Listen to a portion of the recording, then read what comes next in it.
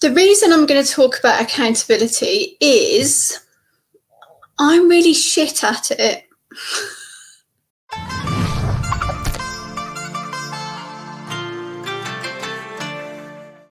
I'm good with other people's accountability. I'm not good with mine.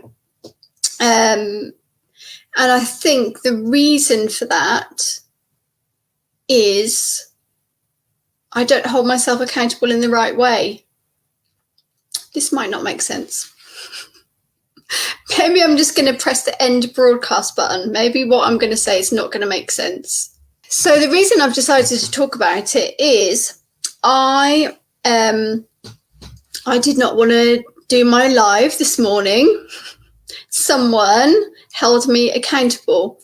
And it made me kind of think about why I am a bit shit with this type of stuff, right? So accountability, it doesn't work for everyone. Well, it doesn't work for everyone because people do it wrong, right? So I know, so the traditional kind of thoughts probably around accountability is someone says they're going to do something, usually some kind of public declaration, right? And that motivates them to do the thing, right? Because they don't want to look at the kind of like the embarrassment or shame of people going, hey, weren't you doing that thing? You know, they don't want to be seen as the person who doesn't do what they say they're going to do, all that kind of stuff. It doesn't really work with me because I have, it's hard to explain, right? So the minute I kind of say to someone, I'm going to do this, I publicly declare it, straight away, it makes me not want to do it. Not because I'm like, oh, it might be shit, whatever, but just because those people are now expecting me to do it. And I don't like being told what to do. So if there's an expectation that I'm going to do one thing, I'd rather do something completely fucking different. There's all sorts of stuff to unpack there, right? But when I started to realize this, it really helped me when I was working with my clients, because there isn't one way to keep people accountable, and you need to understand what that person's motivations are. You need to understand what type of personality they have, you know. And sometimes a big public declaration of I'm going to go live on my Facebook Monday to Friday at 11 a.m. that's not going to work for everyone, because like I said, straight away, I'm just like, oh, they're expecting me to do that. I'm not going to fucking do it now. Like, I don't know why. There's all stuff that needs to be unpacked in here to establish that. I know what some of it is, but I'm not willing to share it on Facebook, basically. But it's kind of really informed me in terms of keeping my clients accountable, because everyone's different, you know, method of keeping people accountable. I think people think keeping people accountable is about policing, but it's not about policing and making sure someone's ticking a box and doing that behavior. It's about helping them take ownership of that behavior, right? So it's not really, I don't believe holding people accountable is particularly effective. I think helping people become accountable is what you should be aiming for, right? I mean, not with your mates and stuff, if you like, just in a group, WhatsApp group with your mates, and you're all like, oh, let's try and lose weight or whatever.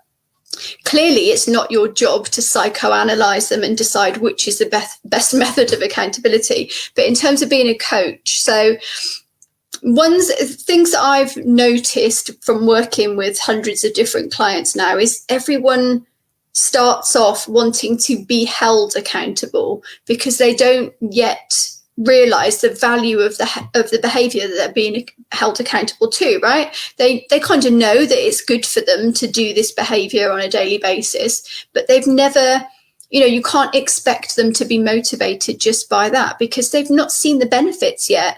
And, you know, with all health stuff, the benefits are slow to arrive. They're not instant. You don't instantly lose fat in a linear way. You don't instantly have loads of energy. You don't instantly build muscle, right? So it's a bit, you know, you do have to hold people accountable until they start to see the benefits of their behavior, and then they become accountable because they're more emotionally invested in it. And I think ways that I've figured out with different personality types, some people like to be held accountable by you leading by example, right? So if I want to hold somebody accountable to something, my actions have got to match with my words, right? Because a lot of people are like, well, why is she holding me accountable to doing this when she's not even fucking doing it herself? So some people are motivated by that, and by me giving them examples and telling them stories about maybe when I've decided to do this behavior on a regular basis, or I've had another client who's had the same kind of thing. So those kind of people are motivated by those stories and possibilities and examples, and you leading by example. So that's kind of one method that I use. Some people just want a big stick. They want to be hit over the head with a big stick and told that they're naughty for not doing certain things, right? Like a little school teacher. There's a lot of them about. But that's what they want. That's you know, people are quite self-aware. Most people, they know that in the first instance, to get them going, the big stick is what is required initially. And I'm happy to do that until they learn to take responsibility for their own actions, right? Other people want to do it in a collaborative way, so they want to be held accountable, but they want to decide what they're going to be held accountable to, obviously with my guidance. But, you know, I mean, and I prefer that because that's better than me telling people what to do. I'll tell people what to do if I have to, but it's much better when it's collaborative. And then you are kind of working with them to decide what is the behavior that you feel you can change right now. And let's kind of do this together kind of thing. So that's another personality type. Some people want to be frightened into accountability, right? They want to be told what are the consequences of not doing this action, right? So the consequences of, you know, not being physically active when you're in your 40s, for example. There's quite a lot of consequences, right? There's going to be consequences for your heart health, for your weight, you know, and showing people those consequences around longevity, you know, longevity for their business, longevity for their health, all of that kind of stuff, right? They want to know what the consequences are. So they almost scare themselves into being accountable, you know, and none of these things are right or wrong. They're just right for a particular person at a particular stage in their journey. So if they get motivated by the big stick, first of all, you know, they're not always going to be like that. Then it's going to hopefully move from the big stick to collaboration, or from the big stick to consequences to collaboration, to ultimately becoming accountable rather than being held accountable. So those are kind of ways that people are motivated.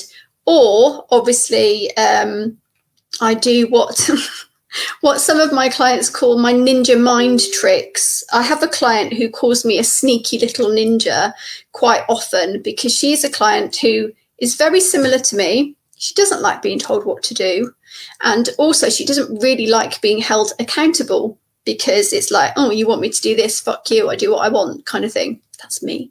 But we're very similar. So I know that, you know, motivating her with the big stick is just going to be like, fuck this, I'm not doing it.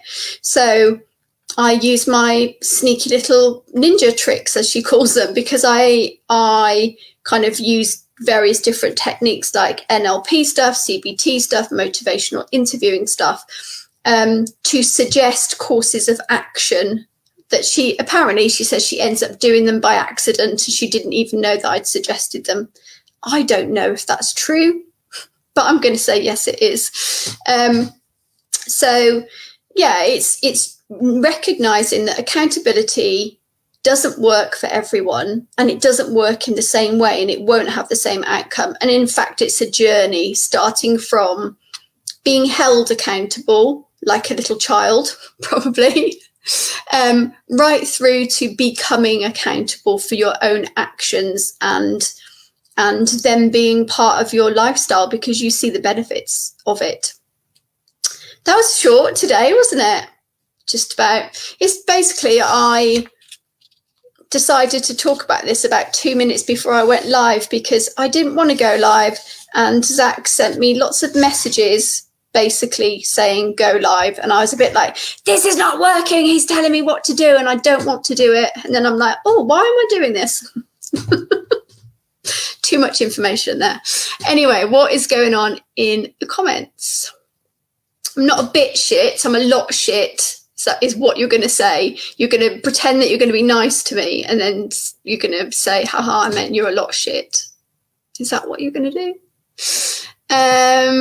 Jim, are you the same? Are you the same kind of... It's hard, isn't it? Because especially when like you get groups of friends and they all want to do like, oh, let's lose weight together, or let's go to the gym together. And, you know, if you don't meet me down the gym, I'm going to be like texting you at 7 a.m. in the morning and seeing where you are. I'm just like, fucking try it. I don't give a shit.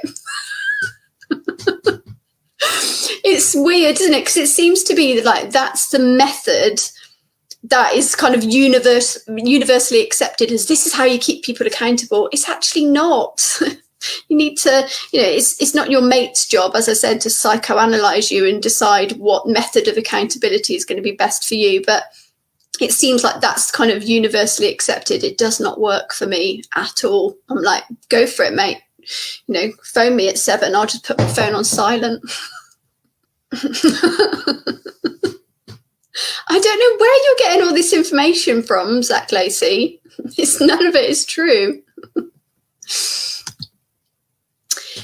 Exactly. That is what I am. I'm the obstinate horse. Like, I'm really thirsty. I'm not drinking from here.